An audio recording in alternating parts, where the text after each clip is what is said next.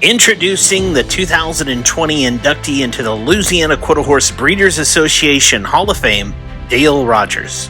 Dale Rogers has been a prominent Louisiana Quarter Horse breeder and racehorse owner for 50 years. Born in Noble, Arkansas, he faced some very tough challenges as a child, losing his mother when he was just 4 and his father 9 years later. As he grew up, he worked at the sawmill and on the family cotton farm. My mama died when I was 4 years old, and my daddy died when I was 12 years old. And then my youngest brother, he was a year younger than me. I was 12 and he was about 11. We had to we made our own living. We didn't have no place to go besides work in the woods, you know. We moved in a little room that had one room and didn't have no floor. And we just moved in there, and then on a man's place, his county judge place, is not looking for us what it was. So we saw him tie sticks with a crosscut saw for a dime a piece, and that's what many had made. Many cuts, you know. The place was inside of a rolling wire fence that had a barbed wire rolling wire. His wood passed about 2,000 acres of it, and we were way in the back, about 5 or 6 miles from the highway, you know, back there on the dirt road.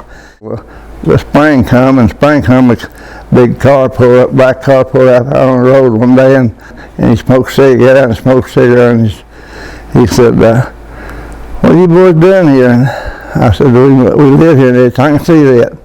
And he wouldn't say talk much. He said, he spoke to John, and he said, "How come you living here?" And I said, "Well, nobody living, we didn't think nobody cared." And he said, "No, I don't care." But said, "This land, there's no more homestead land." Said, "You got to buy, if you want land, want to live someplace, you got to buy your place to live." Said, you can't live in a place and on somebody's place without asking them about it, you know. So, and I asked where we worked. I told him we worked over at sawmill, little round sawmill, and cutting slabs and sawdust at first, so he started, and. So he said, "You see that wire you're mashing down, you know, mashing the roll wire down, crawling between it and the fence." And he said, you bring some lumber from that sawmill and build a walkway or fence, and you do that?" And I said, "Yeah." And he said, "Do that, and so I'm going to let you live here, but don't you never live on nobody else's place. And if you want land, I want you to buy you some land to live on." Said, "This ain't no more homestead land."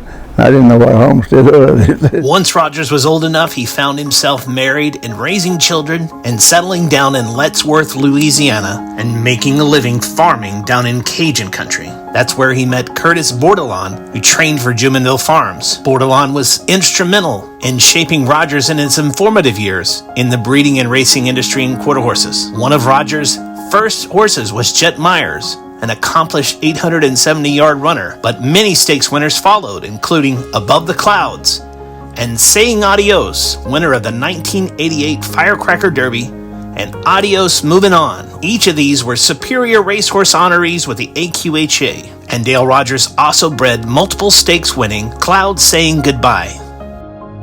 I love the horses, and I love watching him work with them, and I remember when we first started out, when we went to the big races from the brush track, well, he said, "Sherry," he says, "I need to go and get a horse that's going to win a futurity." And I said, "Where we going to get one?" He said, "I'm thinking about going to Ruidoso." I said, "Well, that's fine with me." So that's when we went to get Saying Adios. Of course, he said then he wanted to race colt and run them at the big track to win futurities. He went and bought Above the Clouds, and she really done good, you know. He got her for $1,800, I think, and then she really, you know, made us proud.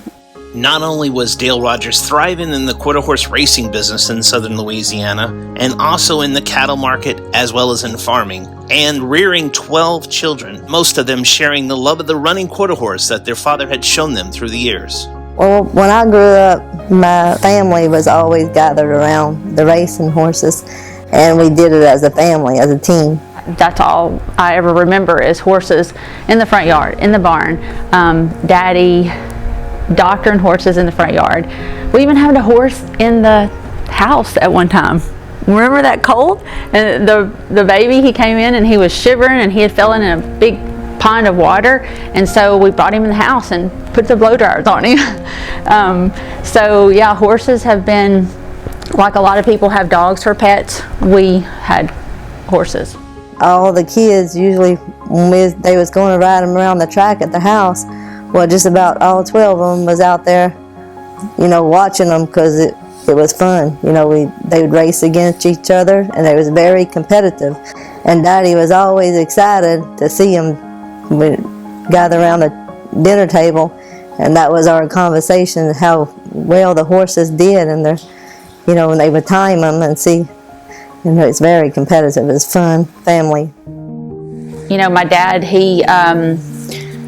I always kind of think of him like the horse whisperer. He could, whenever he's training the babies, the coats, he'll put his face up to their face and he'll talk to them so they can hear the vibration of his voice, and he just really connects with them.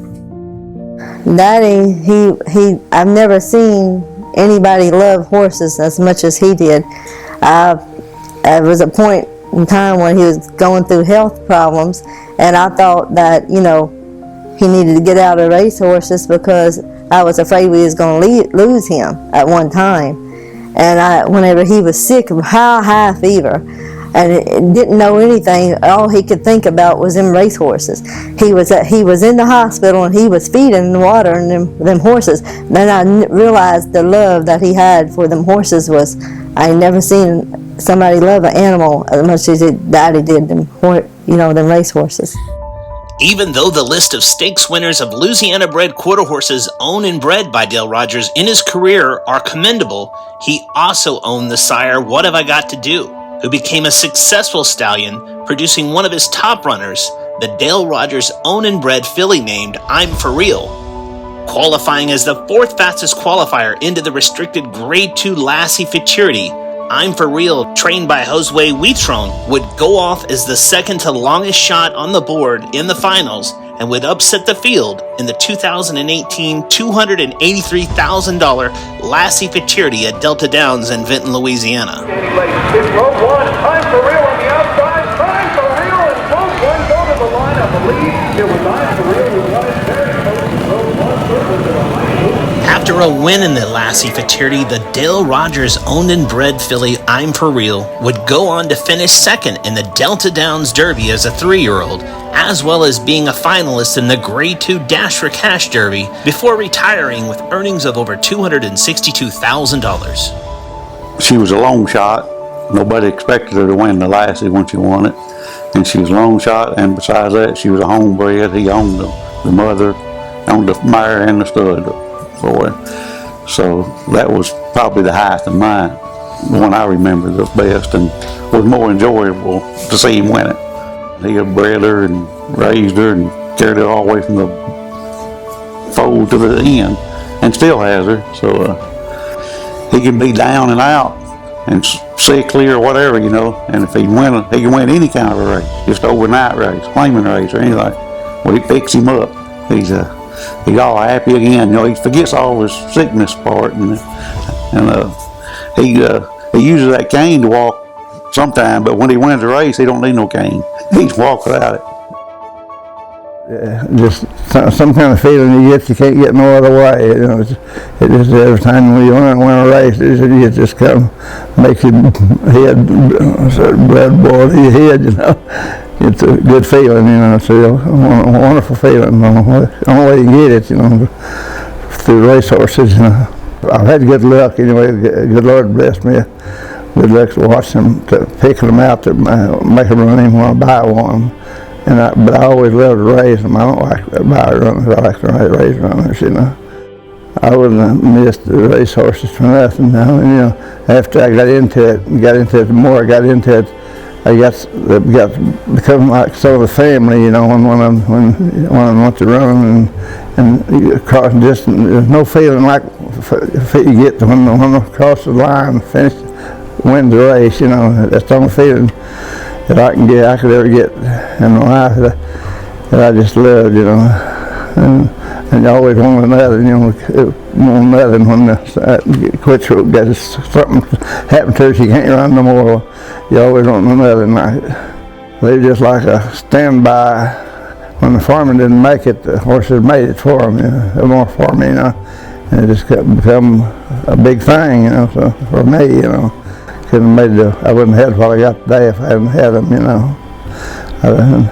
And I've got everything. I don't owe for a lot of stuff. I got paid for, you know, and my horse has done it.